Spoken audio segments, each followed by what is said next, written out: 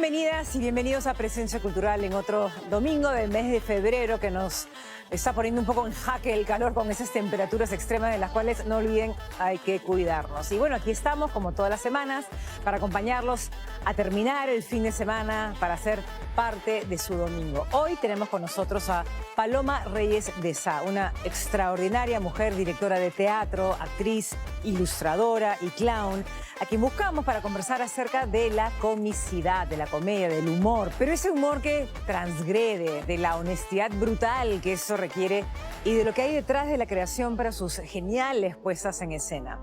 Y preparándonos para la ceremonia de los premios Oscar, Raúl Cachay nos va a hablar esta semana de 3 fuertes candidatas a Mejor Película y que ya llegaron a nuestra cartelera.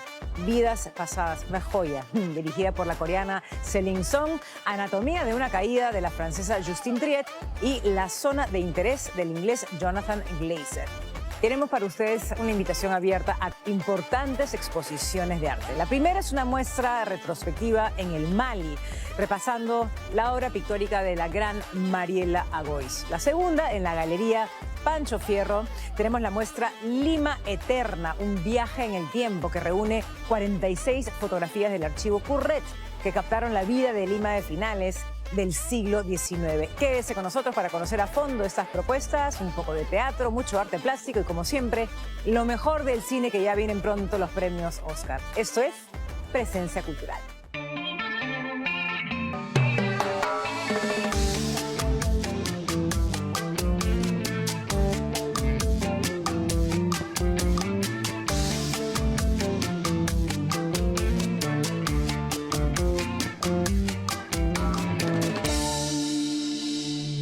Paloma Reyes de Sá nació en Río de Janeiro, pero lo peruano lo lleva en el corazón. En esta entrevista, la actriz y genial directora, especialista en explorar los límites del humor, nos habla de su relación con el clown, la actuación, de su trabajo como terapeuta y la fascinación que siente por el trabajo de las creaciones colectivas, que de hecho una de ellas ha sido de las propuestas más geniales de obras de teatro con una buena carga de comedia que al menos yo haya visto antes en nuestra ciudad.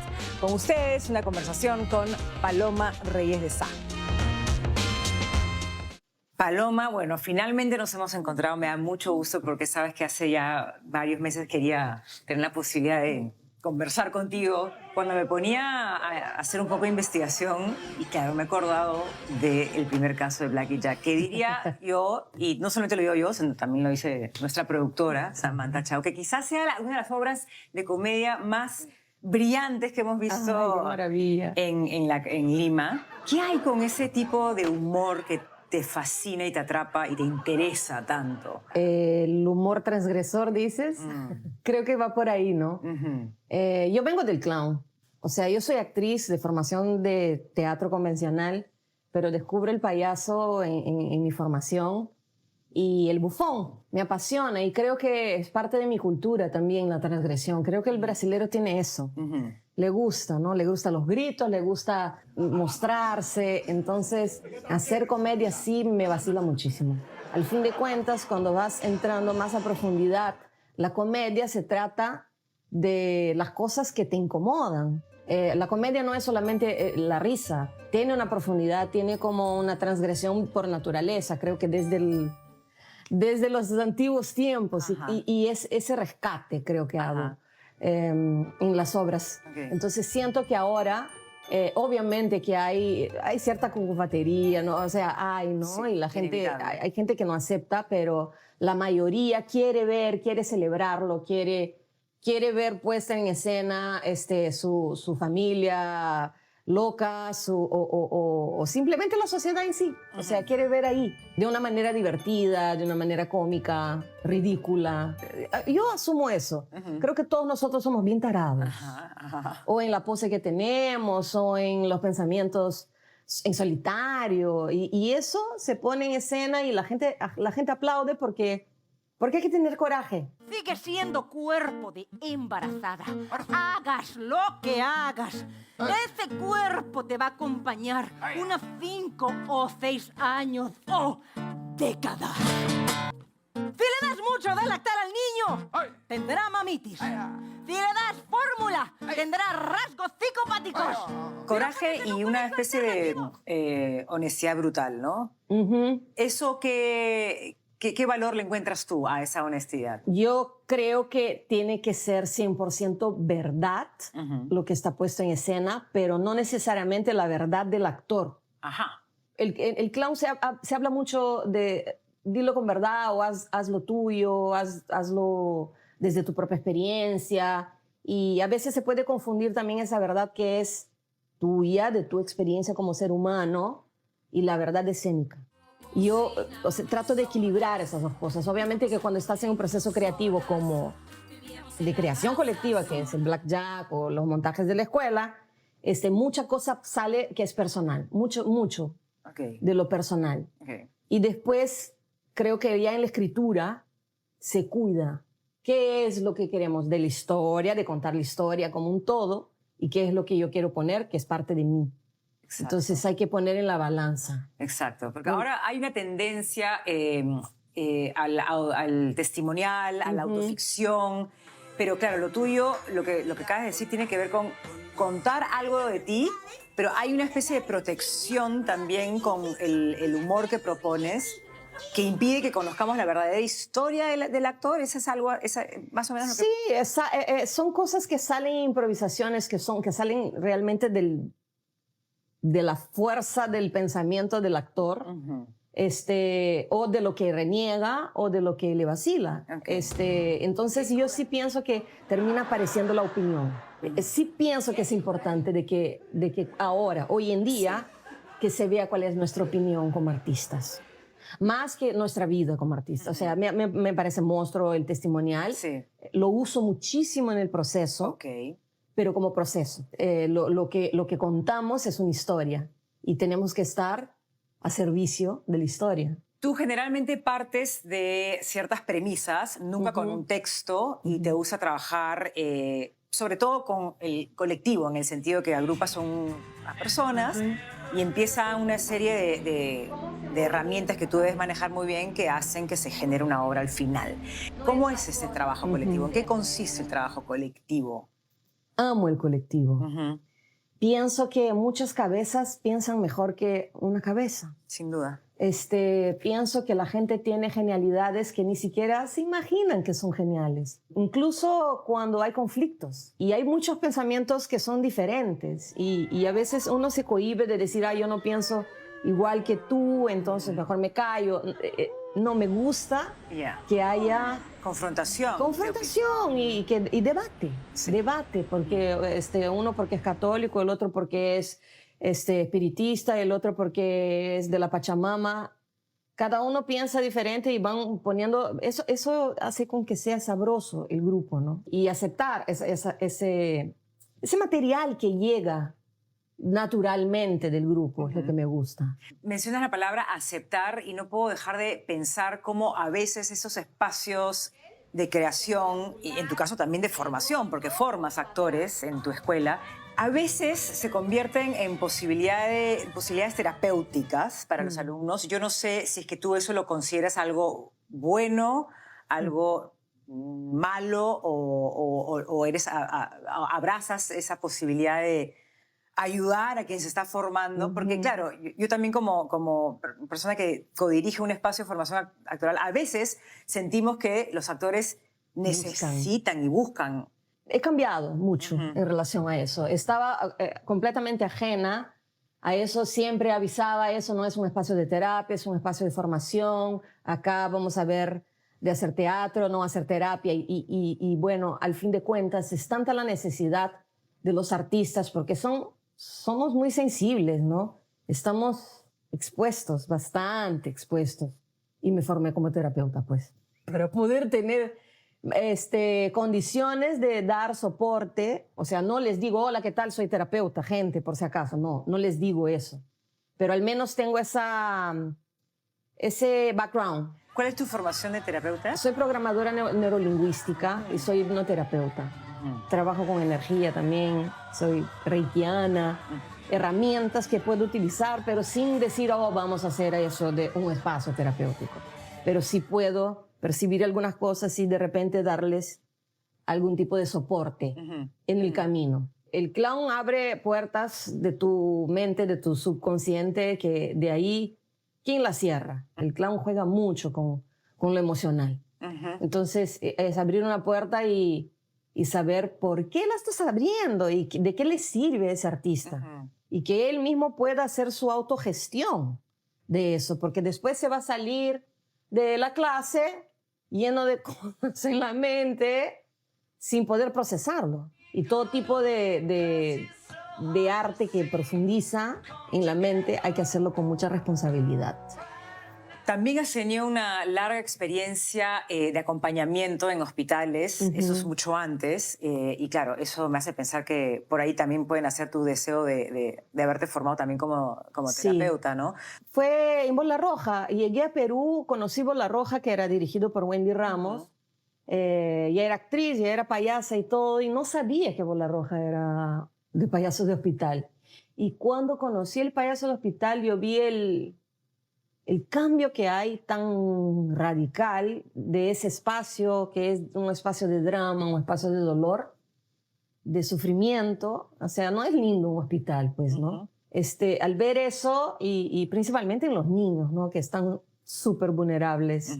Entonces, ver eso fue lo que me atrapó, el tránsito de la emoción y la actitud de los pacientes al ver un payaso de hospital. Nos formamos un montón para ser payasos de hospital. Estudiamos muchísimo, no solamente la cuestión del clown de poder sostener, sino la psicología del paciente, la bioseguridad, el saber que el espacio no es solamente el paciente, sino todo el mundo que está alrededor, ¿no? Es duro, es lindo, es conmovedor, pero es muy fuerte. No sé si todo el mundo debería ser clown de hospital, me preocupa un poco. Okay. Porque es algo muy profundo. Claro. Pero volviendo también al trabajo creativo de directora, también hay mucha complejidad y hay que sostener todo un equipo y todo, ¿no? Se requiere mucha disciplina, mucha rigurosidad. Y justo hablaba el otro día con Yeli Reatey y ella me hablaba, ¿no? De una de las tantas cosas que admiraba de ti era eso, era tu rigurosidad, tu nivel de observación, tu nivel de exigencia. Soy exigente. Voy a contar hasta 3. Quiero que la persona que dijo raro se pare aquí. Desnuda.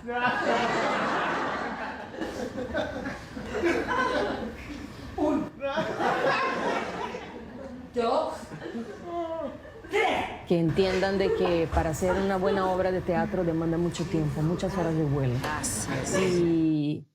Y llegar a la hora y calentar para que no te lesiones, y aprender tu letra, porque si no la aprendes vas a retrasar el trabajo de otras personas.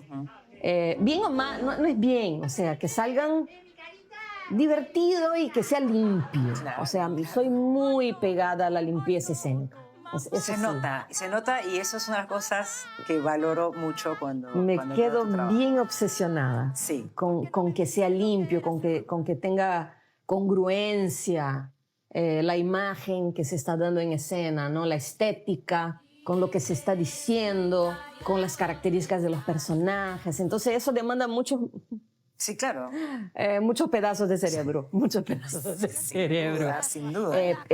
Sí, me vuelvo obsesiva. Creo que también va mucho de ser honesta con el equipo también, en mis fallas, ¿sabes? Porque no sé todo. Yo justamente estoy sacando material de lo que ellos saben. Yo armo los rompecabezas y obviamente promuevo momentos, claro, ¿no? para que sucedan las cosas. Claro. Pero a la vez también no tengo las respuestas. Claro. Y creo que tenemos que descubrir juntos las respuestas y para eso tenemos que estar juntos, integrados. Claro. Me gusta que los grupos se hagan amigos, que nos amemos todos y que comamos juntos, crear familias, crear tribus y decir cuando no sé, no tengo la menor idea, ahora vamos a descubrirlo. Claro.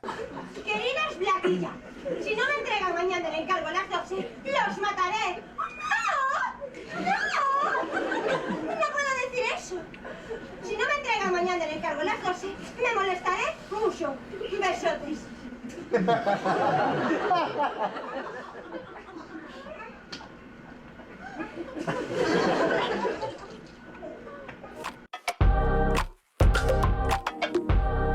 Lima Eterna, un viaje en el tiempo. Nos regresa a la Lima del siglo XIX y personalmente creo que es muy rico poder regresar por un momento a través de las imágenes a esos tiempos en que era Lima pues una ciudad señorial. Emociona ver fotos antiguas de tu ciudad, da un poco de nostalgia, nos conecta con el pasado, comparamos con el presente, descubrimos historias. En esta exposición que se encuentra en la Galería Pancho Fierro, esa Lima fue inmortalizada en el lente de grandes fotógrafos como Elías del Águila, que trabajó en los famosos estudios de los hermanos Curret y cuyo archivo nos ayuda a construir la memoria de nuestra ciudad y de nuestro ser limeños.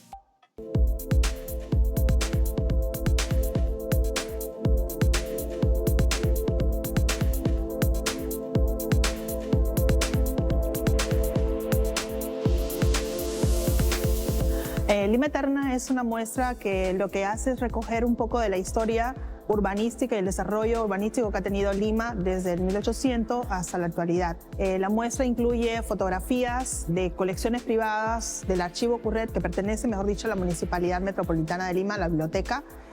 También tenemos una colección de fotos de los 90 que pertenece a la Galería Municipal y que, bueno, pues es la colección de Elías del Águila, uno de los miembros del Archivo Curret, y a la colección privada de Luis Martín Bogdanovich, quien amablemente nos la cedió para poder mostrarla al público durante este tiempo. El nombre de Lima Eterna es un homenaje a, bueno, pues a nuestra ciudad de Lima, que justamente acaba de cumplir su aniversario, y lo que buscamos es conectar al peruano con Lima. Y bueno, pues siendo que Lima es una ciudad conformada por muchos migrantes, más allá de los limeños que han nacido acá, la idea es que se sintiera Lima, que conocieran la historia de Lima a través de la fotografía, que la vieran y se sintieran parte de, y vieran, bueno, pues la belleza que ha tenido y que ha ido cambiando en el tiempo, pero que se está en estos momentos recuperando a través de la gestión de ProLima, nuestro, bueno, pues centro histórico.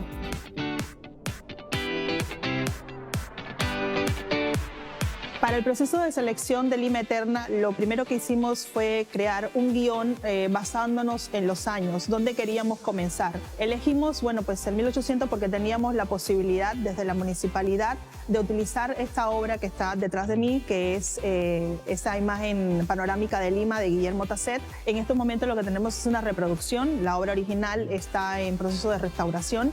Y bueno, pues decidimos de que esta imagen panorámica tenía que ser el inicio, y a partir de ahí, bueno, pues comenzar con todo el archivo fotográfico y cerrar con otra fotografía panorámica que mostrase a los limeños cuánto hemos cambiado, cuánto hemos caminado en estos años y cuánto ha crecido Lima.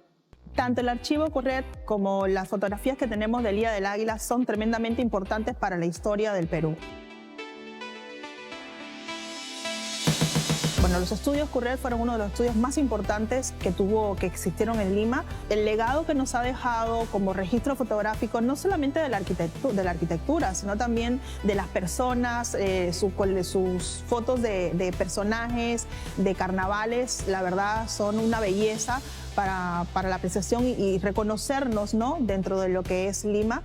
Yo creo que sin los archivos Curret y bueno, pues el trabajo de Elías del Águila, que también fue trabajador de los estudios Curret, no pudiésemos reconocernos a nosotros mismos como limeños y reconocernos dentro de una Lima que está en un proceso vorágine de crecimiento, de desarrollo y que está cambiando cada día. La importancia del archivo, bueno, pues precisamente eso, contar la historia de Lima y darnos la posibilidad de verla a través de los ojos de, bueno, pues estos fotógrafos.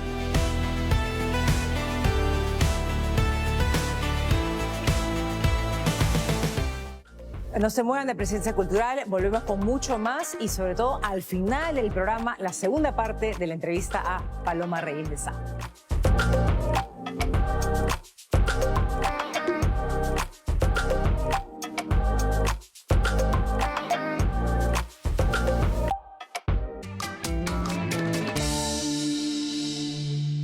Estamos en temporada de premios cinematográficos y el premio mayor, el Oscar, en su edición número 96, se va a entregar el 10 de marzo, ahorita nomás. Y las películas nominadas están en nuestra cartelera. Y Raúl Cachay nos ha ido hablando de ellas. Y hoy le toca el turno a la coreana estadounidense Vidas Pasadas. Una joya. La francesa Anatomía de una caída y la inglesa La Zona de Interés. I just want you to know one thing. I'm not a monster.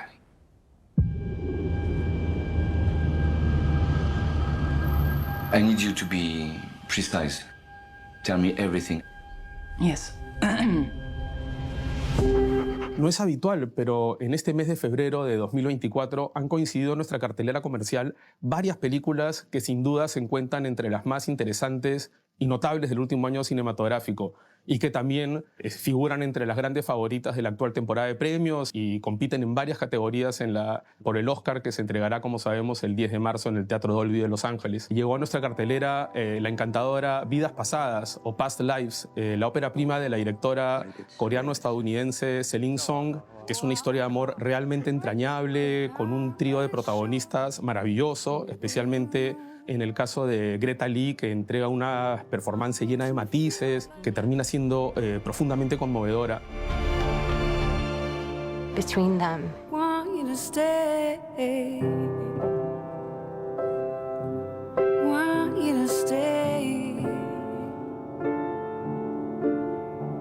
El mismo 1 de febrero también llegó a nuestra cartelera una película muy esperada, dado que es la vigente ganadora de la Palma de Oro de Cannes, que es Anatomía de una caída, de la francesa Justine Triet, protagonizada por una fantástica Sandra Hüller, que como veremos en unos minutos es también otra de las grandes protagonistas de la actual temporada de premios, que es una película, es un drama judicial que narra la historia de una mujer que de pronto que súbitamente enviuda y debe defenderse en los tribunales de quienes la acusan de ser la responsable de la muerte de su esposo. That's why there's an investigation for a more suspicious death.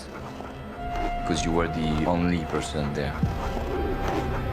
And of course, you're his wife. Stop. I did not kill him. That's not the point.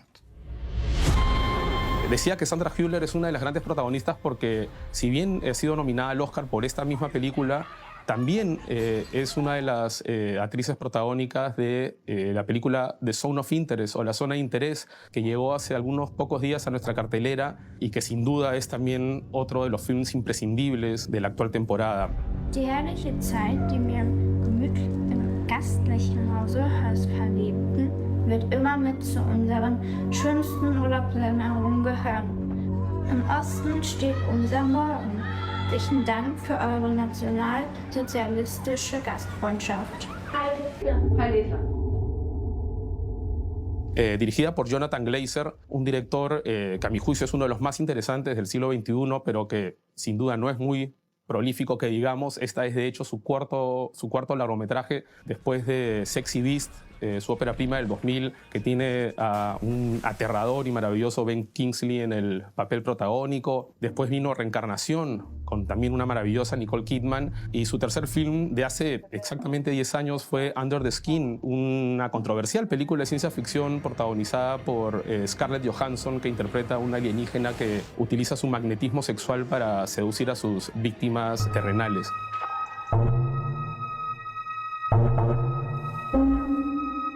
Estas tres películas, como les dije, compiten en múltiples categorías en la entrega del Oscar del 10 de marzo. Todas vienen precedidas de muchísimos reconocimientos. Ya les dije que Anatomía de una caída ganó la Palma de Oro y en el mismo Cannes, en La Zona de Interés de Jonathan Glazer, obtuvo el premio del jurado. Así que hay múltiples pretextos para ir al cine en estos días y para estar preparados y al día cuando llegue la entrega de los premios de la Academia de Hollywood el 10 de marzo.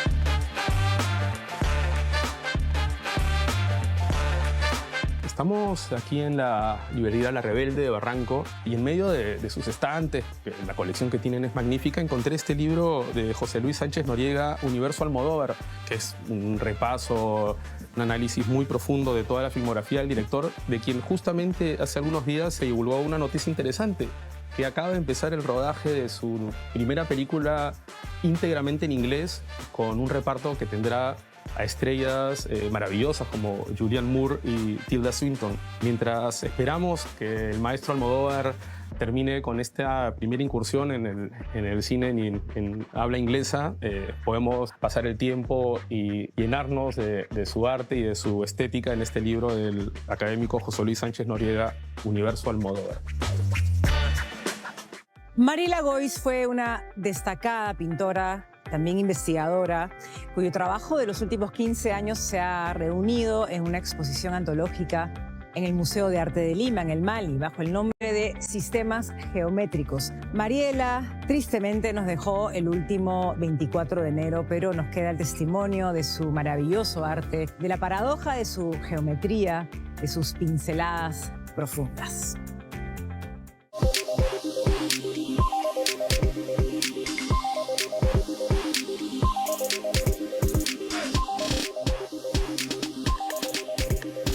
Mariela Goiz es una artista muy importante en el panorama del arte peruano de fines del siglo XX y principios del siglo XXI, que empieza muy tempranamente con una formación fotográfica que produjo desde el inicio un impacto importante en la escena local. Fue ininterrumpido el interés que produjo cada una de sus series, tanto en un desarrollo pictórico propio, cuanto en la relación que estableció con el medio y la realidad. Lo que me sorprendía de la artista era precisamente esa inteligencia visual muy rápida y sobre todo capaz de ver cosas ínfimas y retenerlas, amplificarlas o transformarlas de una manera que siempre era sorprendente. A lo largo del tiempo esto me permitió ver transformaciones en su trabajo y estas transformaciones, bueno, lo único que hacían era acrecentar mi interés en un desarrollo de propuesta pictórica muy inusual en el Perú. Sobre todo cuando entra en un terreno que es completamente abstracto, entra directamente dentro de lo que se conoce como abstracción geométrica pura, que no es muy frecuente en el país. El trabajo de Mariela Goiz justamente me hacía pensar en el hecho de que la pintura es parte del arte contemporáneo, aunque mucha gente piensa que la pintura ya no es posible incluirla dentro de lo contemporáneo. Pero no, el trabajo de Mariela Goiz es eminentemente contemporáneo y se da en el medio de la pintura. En el año 2023, desde principios de año, estuvimos trabajando con Mariela Goiz, Verónica Makhlouf y Ralph Bauer en un libro, Sistemas Geométricos. Recogíamos toda la producción de pintura geométrica de Mariela Goiz. Es importante señalar que el libro es lo primero que se pensó hacer. Se pensó en una muestra que acompañaría al libro. Reúne pinturas de 2008 a 2015. El libro sí reúne un número mucho mayor de obras.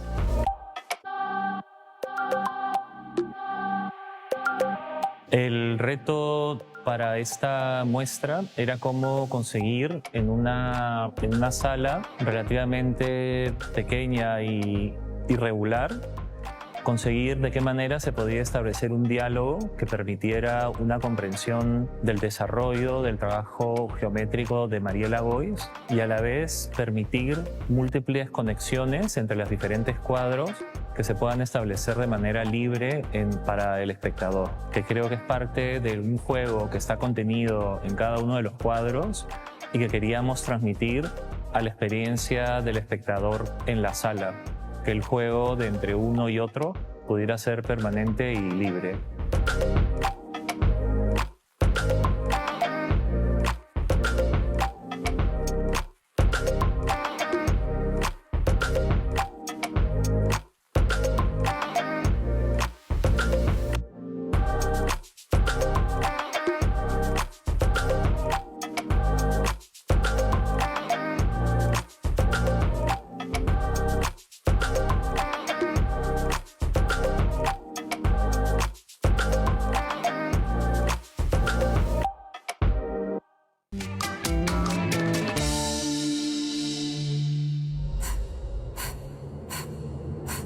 Some people come to Alaska to escape, get away from something. Sometimes they come here looking for something. Sometimes they find it. Sin duda, el estreno más interesante del comienzo de año en el streaming es la cuarta temporada de la serie True Detective, que esta vez ya no es dirigida por el creador Nick Pizzolatto, sino por la mexicana Issa López, que además es la guionista y la creadora de la historia que se narra en esta temporada, y es protagonizada por una magnífica Jodie Foster. Esta temporada de True Detective, que como sabemos es una serie antológica, por lo tanto no es necesario someterse a largas maratones viendo las temporadas previas para poder entender lo que ocurre en esta cuarta temporada. Yo diría que se distancia notoriamente de las tres anteriores, especialmente de la primera, que fue la que posicionó rápidamente a True Detective como una serie de culto hace ya 10 largos años, la temporada protagonizada por Woody Harrelson y Matthew McConaughey. Decía que en esta temporada el tono de la serie y la historia se distancia porque parece abrazar de manera mucho más abierta los parámetros y las claves del cine de terror. De hecho, la propia directora Issa López ha admitido que dos de sus grandes referentes al momento de concebir esta historia fueron La Cosa, The Thing, el gran clásico del cine de horror de John Carpenter, y también Alien, la primera película de la franquicia de Alien dirigida por Ridley Scott. That video. There aren't any ice caves near where her body was found. It's a death trap. There were a bunch of accidents up there years ago. The men are out there looking for Clark. Where's she hiding? It takes us one by one. There's nothing except us. Yo diría que también otra inspiración evidente, un misterio de la vida real, el llamado incidente del Paso Diatlov, que ocurrió en los Montes Urales, en la entonces Unión Soviética, en la década del 50, cuando un grupo de expedicionarios misteriosamente decidió abandonar las carpas donde se refugiaban del frío y terminaron muriendo congelados en medio de los Montes Urales. Esta temporada de True Detective precisamente empieza en una estación científica situada en medio del círculo polar ártico y cuenta la historia de este grupo de científicos que, al igual que los expedicionarios del incidente del Paso Diatlov, decidieron abandonar la seguridad y el calor de la base para fallecer espantosamente, completamente desnudos en medio de la nieve. Es una temporada distinta en la que se abrazan elementos de horror sobrenatural como nunca antes se había hecho en True Detective, pero que de hecho mantiene algunas de las claves que sobre todo sustentaron el éxito de la primera temporada. Este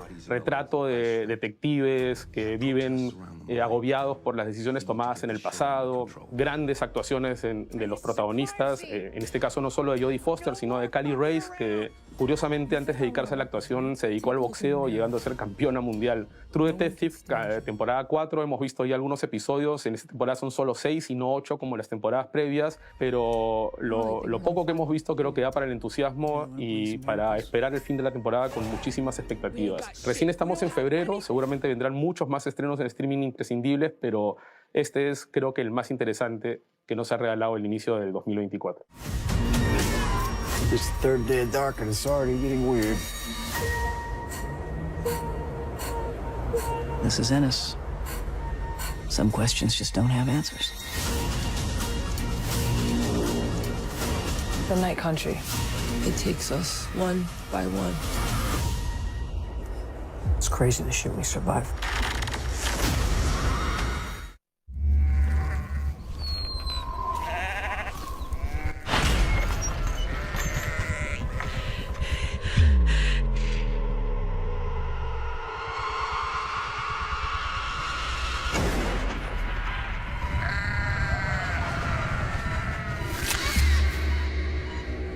Otro estreno comercial muy interesante de las últimas semanas, pero que advierto, no está dirigido a todos. Es una película a la que hay que ver tomando precauciones previas porque no es apta para todas las sensibilidades y los estómagos. Es Cuando acecha la maldad, del argentino Demián Rugna. Una película de terror muy perturbadora, de esas que se quedan flotando en la cabeza del espectador mucho tiempo después de que corren los créditos finales en la pantalla y que narra una historia de de horror rural, en un ámbito agrícola en Argentina, donde de pronto se esparce lo que parece ser una maldición y la llegada de un embichado, que es una especie de poseído por un demonio extraño. Porque una cosa curiosa que tiene esta película es que si bien trata sobre posesiones y sobre endemoniados, esquiva por completo cualquier referencia a los elementos de la religión tradicional, del catolicismo, como suele ocurrir en las películas de exorcismos y de posesiones diabólicas. Cuando acecha la maldad obtuvo el premio mayor en el Festival de Sitges del 2023, que es sin duda el certamen cinematográfico más importante de Europa y probablemente del mundo, dedicado al cine fantástico, al cine de ciencia ficción o al cine de horror. Y de hecho ha sido la primera película latinoamericana en obtener este premio principal de Sitges en sus más de 50 años de historia, en otro hecho inusual para una película de terror proveniente de esta parte del mundo. Cuando acecha la maldad llegó a ser estrenada comercialmente en Estados Unidos y obtuvo no solo un gran éxito de público, sino críticas muy elogiosas, llegando incluso a aparecer en las listas de fin de año de algunos críticos muy importantes.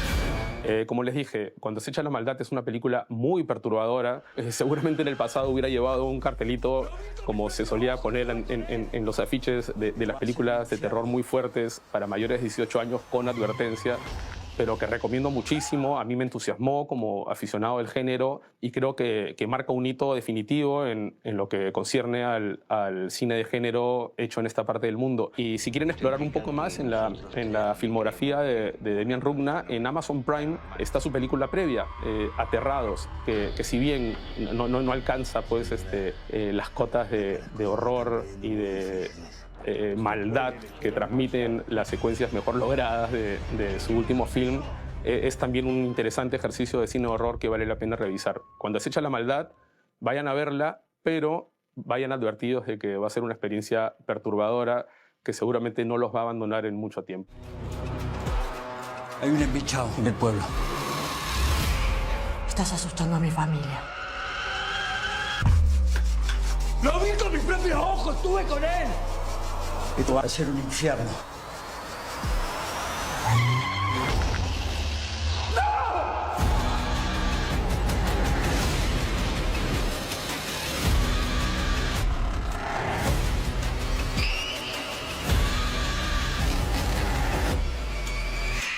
Tenemos que encontrar a la bestia.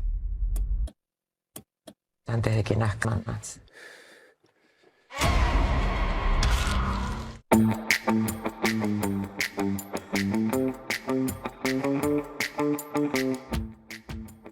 Una de las publicaciones dedicadas al cine y al mundo cinematográfico más interesantes que aparecieron el año pasado en el mercado editorial peruano es sin duda Imagen y Crítica, escrito sobre cine, Perú y América Latina, de Sebastián Pimentel, que como sabemos es uno de nuestros críticos más talentosos, fundador de la recordada revista Godard, y quien ha ejercido durante muchísimo tiempo la crítica también en las páginas del diario El Comercio.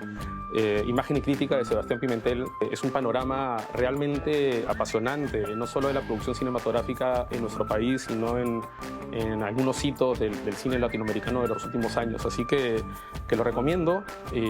Imagen y Crítica de Sebastián Pimentel, una de las publicaciones dedicadas al cine imprescindibles lanzadas en el Perú durante el 2023.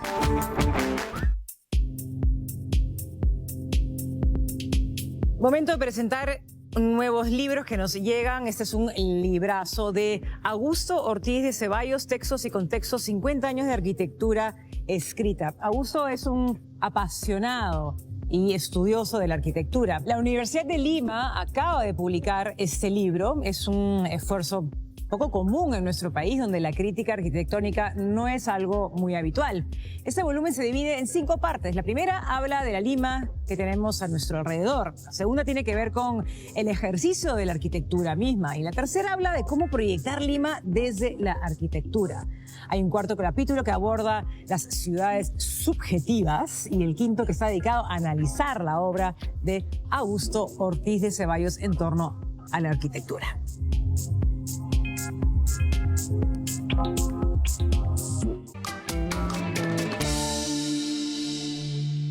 Paloma Reyes de Sá explora en su trabajo los límites que se pone el ser humano respecto al humor y hacer de sí mismo un instrumento al servicio de la risa.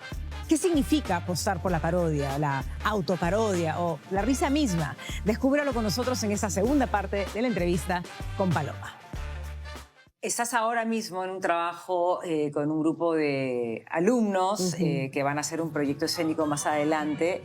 Y claro, el punto de partida era un tema que era la psicodelia de los años 70, que uno creería que sería algo cargado de comicidad, de humor. Pero las cosas a veces mutan y me decías que se ha vuelto un poco más, no sé si más serio o más dramático. Me quedo un poquito conflictuada con eso, pero es bueno también, ¿no? Sí, claro. Es algo nuevo para mí. El humor te puede llevar por un camino equivocado también, ¿no? Y me decías que, digamos, que hay una delgadísima línea entre el humor y el drama y que al final eso también se superponen entre ellos y es así, porque el humor finalmente me decías que es dramático. Es drama transformado en ridículo, o en diferentes estatus, ¿no? Para cuidar. Creo que el humor es para cuidar, porque además de ser el drama, también tenemos que cuidar qué es lo que estamos pasando de mensaje en el subconsciente de la gente. Entonces, ¿de qué me estoy burlando?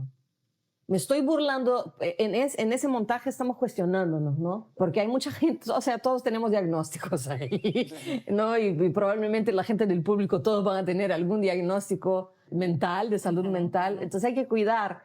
¿Y qué? ¿Nos estamos burlando de la salud mental? ¿Nos estamos burlando de la depresión? ¿Nos estamos burlando de la ansiedad? ¿Qué estamos haciendo? ¿Qué mensaje queremos pasar?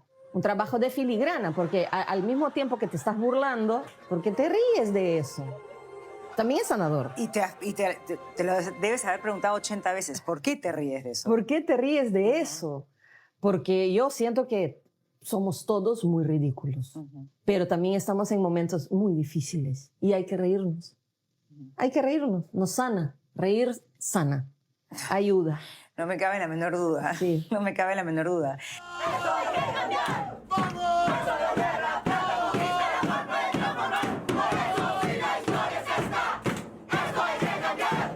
El teatro es político. El teatro es político. Por donde se le vea.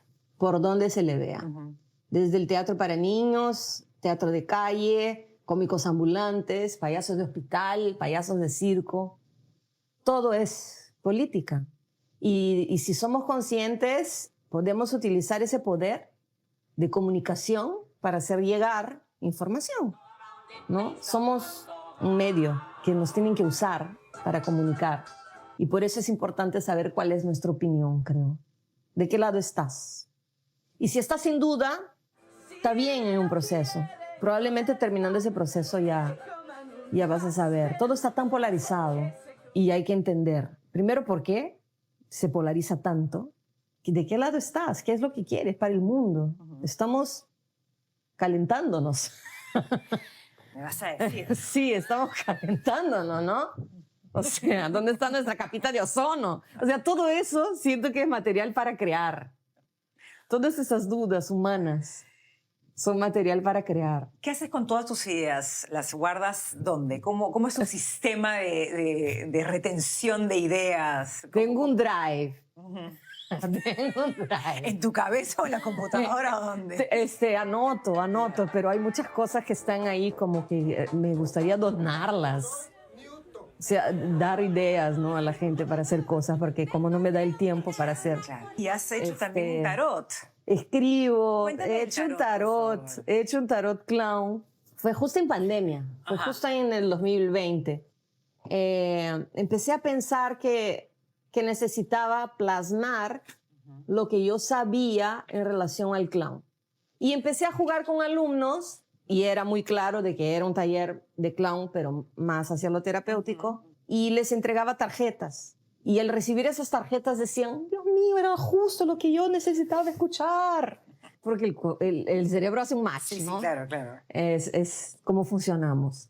Y vi que, mira, vi que cada término tenía mucho que ver con el ser humano, pues, ¿no? El clown es muy humano, es como el más humano de los humanos para mí.